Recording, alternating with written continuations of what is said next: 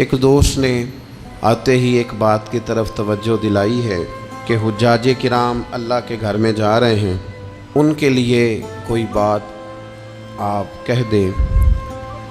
تو میں ان کے لیے تو اتنا ہی کہہ سکتا ہوں کہ وہ ہم سب کو اپنی دعاؤں میں یاد رکھے، وہ ہمارے لیے وہاں سے دعاؤں کا تحفہ جمع کر کے لائیں، نبی رحمت علیہ السلام کی بارگاہ میں جائیں تو ہماری طرف سے بھی وہاں درود و سلام عرض کریں۔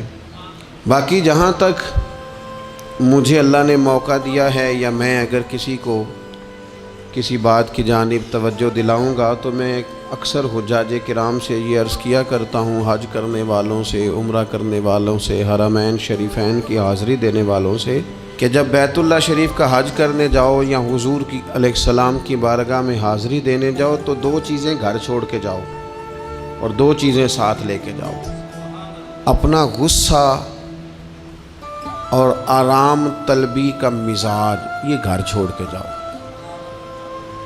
اللہ تعالیٰ نے قرآن مجید میں فرمایا وَلَا جِدَالَ فِي الْحَجِّ، حج میں جھگڑا نہیں کرنا، غصے گھر چھوڑ کے جاؤ۔ اور یہ جو بعض لوگوں کا مزاج ہوتا ہے نا ہر وقت آرام پسندی کا، مجھے اپنی مرضی سے سونا ہے، اپنی مرضی سے اٹھنا ہے، یہ چیزیں ٹھیک نہیں ہوتی۔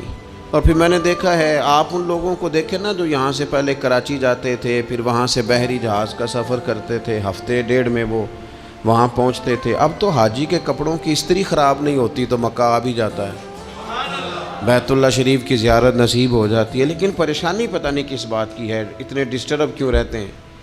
تو آرام کا مزاج اور غصہ یہ دو چیزیں گھر چھوڑ کے جانی ہے، اور ساتھ کیا لے کے جانا ہے؟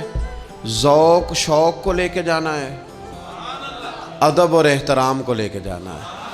وہاں ذرا ذوق سے رہیں، ذرا تازہ دم رہیں، بجھے بجھے نہ رہیں، وہاں ذرا طبیعت کے اندر وارفتگی ہو، پیار ہو، ذوق ہو، محبت ہو۔ اس توانائی کے ساتھ آپ اللہ تبارک و تعالیٰ کے گھر جائیں اور آداب کا خصوصی خیال رکھیں۔ ادب پہلا کرینہ ہے محبت کے کرینوں میں۔ اللہ کا گھر ہو یا نبی پاک علیہ السلام کا روضہ نور ہو، ہر جگہ ادب کو ملحوظ خاطر رکھیں۔ اقبال کہتے ہیں کہ ادب کا ہیست زیر آسماں از عرش نازک تر، نفس گم کردمی آیت جنید و با یزیدی جا۔ کہتے ہیں جو حضور کا روضہ ہے یہ عرش کے نیچے اتنی نازک جگہ ہے کہ جہاں جنید بغدادی اور بایزید بسطامی جیسے لوگ بھی اپنی سانسیں بند کر کے حاضری دیتے ہیں۔